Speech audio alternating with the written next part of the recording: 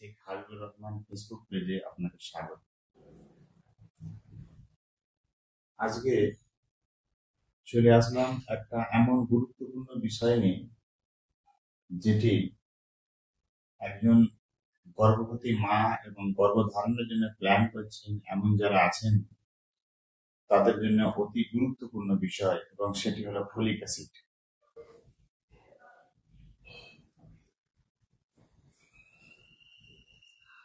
যখন গর্ভস্থ সন্তানের কেউ ভালো চান এবং গর্ভবতী মায়ের জন্য উপকারিতা চান, তখন যে বিষয়টির দিকে নজর রাখতে হয় সেটি তার ঠিকঠাকভাবে পুষ্টি এবং সাপ্লিমেন্ট। আর এই সাপ্লিমেন্টের জন্য অতি প্রয়োজনীয় যেটি হলো সেটি ফলিক অ্যাসিড।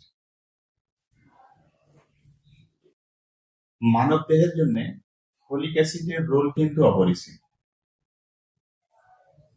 এই ফলিক অ্যাসিডই ডিএনএ তৈরি করে, লোহিত রক্তকণিকা গঠন করে, এবং যে কোষ বিভাজন, এই কোষ বিভাজনের জন্য ফলিক অ্যাসিড অপরিহার্য।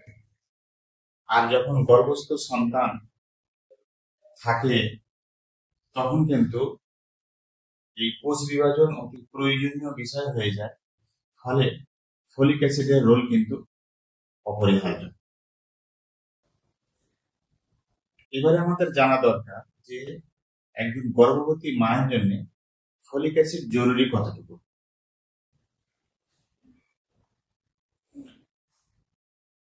ফলিক অ্যাসিড যে গর্ভস্থ সন্তান আছে তার স্পাইনা বিফিডা বা অ্যানেনসেফালিজে, অর্থাৎ তার মেরুদণ্ডের ঠিকঠাক গঠন এবং তার মস্তিষ্কের যে গঠন, এই গঠনের জন্য ফলিক অ্যাসিড কিন্তু অপরিহার্য।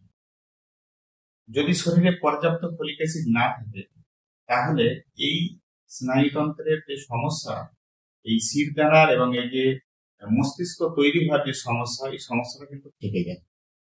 তাই অনেক অপরিহার্য এই ফলিক অ্যাসিডটা কিন্তু একজন গর্ভবতী মায়েদের জন্য। এই ফলিক অ্যাসিড নেওয়া হবে কখন সেটা অবশ্যই জানা প্রয়োজন। যখন কোনো মা প্ল্যানিং করছেন যে আমি সন্তান ধারণ করব, অর্থাৎ আমি সন্তান নেব, তখন কিন্তু সন্তান নেওয়ার 3 মাস আগে থেকে ফলিক অ্যাসিড খাওয়া কিন্তু, এই সাপ্লিমেন্টটা খাওয়া কিন্তু খুব প্রয়োজন। আর অনাগত যে সন্তান হয়তো এসে গেছে বুঝতে পারেনি, অর্থাৎ যখন থেকে বুঝতে পারবেন যে গর্ভস্থ আছেন তখন কিন্তু ফলিক অ্যাসিডটা শুরু করবেন। এই ফলিক অ্যাসিডটা হলো ভিটামিন B9 এর একটি কৃত্রিম রূপ। ফলিক অ্যাসিড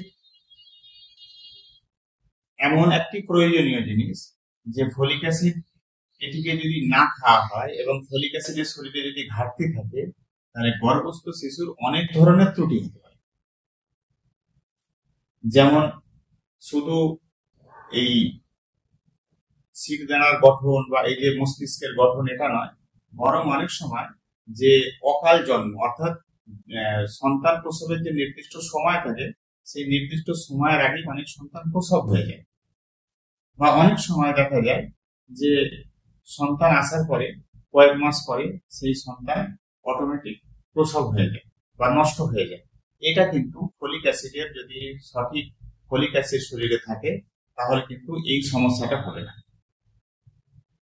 এছাড়া ফলিক অ্যাসিড থাকলে অনেক মায়েদের উচ্চ যে রক্তচাপ থাকে বা উচ্চ রক্তচাপ এসে যায় সন্তান গর্ভধারণের পরে, এই উচ্চ রক্তচাপের সমস্যাও কিন্তু অনেক সময় দূর হয়ে যায়। অনেক সময় যে সন্তান তাদের যে ঠোঁট কাটা বা আলু ফাটা যে সমস্যাগুলো থাকে, অনেক গবেষণায় দেখা গেছে যে যদি সঠিক ফলিক অ্যাসিড থাকে এই জিনিসগুলো কিন্তু রোধ হয় অনেক সময়। এই জন্য অনেকে ভাবে যে ফলিক অ্যাসিড আমি খাওয়া দাওয়া থেকে, আমি যখন খাওয়া দাওয়া ঠিকঠাকভাবে করবো, অর্থাৎ ফোলেট যদি আমার শরীরে ঠিকঠাক থাকে তাহলে ফলিক অ্যাসিডের রোল কিন্তু হয়ে যাবে। আসলে তা নয়। ফোলেট এবং ফলিক অ্যাসিড এই দুটো আলাদা বিষয়। ফোলেট হচ্ছে গ্রিন শাকসবজি, ডাল, এইসবের মধ্যে থাকে। আর ফলিক অ্যাসিড হচ্ছে যে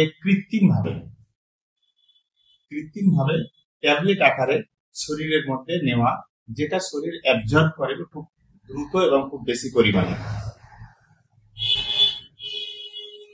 এই ফলিক অ্যাসিড আমাদের শরীরে অর্থাৎ মায়েদের জন্য কতটুকু প্রয়োজন সেটা তো তার মায়ের শারীরিক পরিস্থিতি অনুযায়ী ডাক্তারবাবু ঠিক করে দেবেন, কিন্তু নর্মাল ভাবে যেটা চলে প্রত্যেক দিন 400 মাইক্রোগ্রাম করে ফলিক অ্যাসিড শরীরের মধ্যে প্রয়োজন।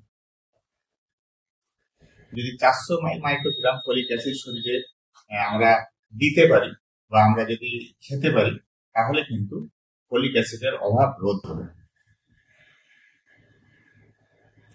তাই আশা করি এই ভিডিওটি আপনার অনেক কাজে আসবে।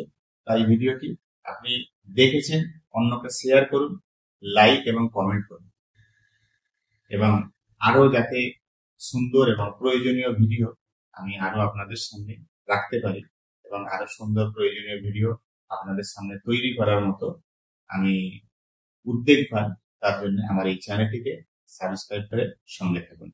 আশা করি সুস্থ থাকবেন, ভালো থাকবেন। ধন্যবাদ। আবার দেখা হবে অন্য কোনো বিষয়বস্তু এবং অন্য কোনো ভিডিও নিয়ে।